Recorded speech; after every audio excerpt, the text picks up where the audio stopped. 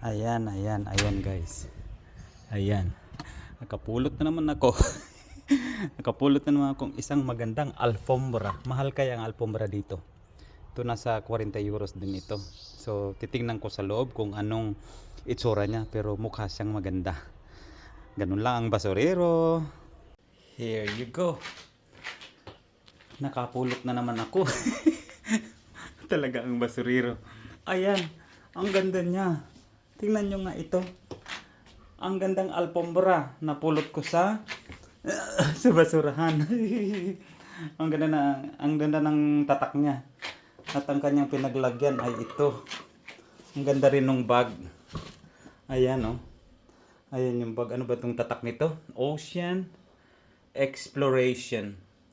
Maganda yung tela ng ng bag niya. Mamahalin tong bag na to. So, ayun. Ang basurero.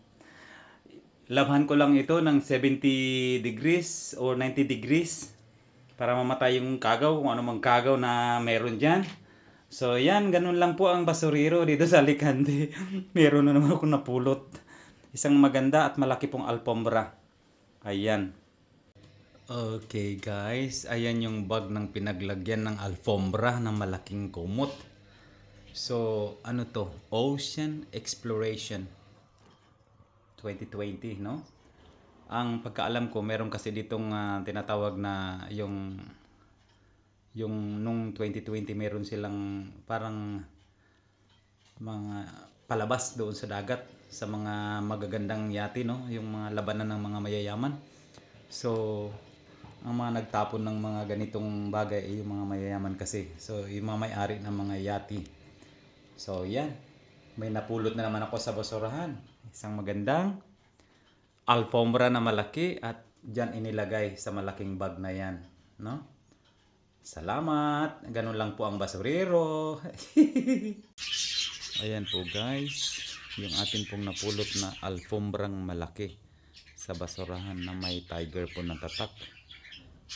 Ayan, napakalaki. King size po siya. No? Siniksik siya dyan doon sa bag na yun. Napulot ko kaganina. Ganon lamang po ang buhay na isang basurero. Hindi ko alam. Malay natin isang araw makapulot din ako ng pera. Ganon lang. Okay guys, ito po yung basurahan na lagi po naming nadadaanan papunta sa bahay, no? So dito ko po, dyan ko po napulot kaganina yung alfombra. Ayan. At dito ko rin po napulot yung kutsara nung nakaraang buwan. So, masurity ako dito sa basurahan na to.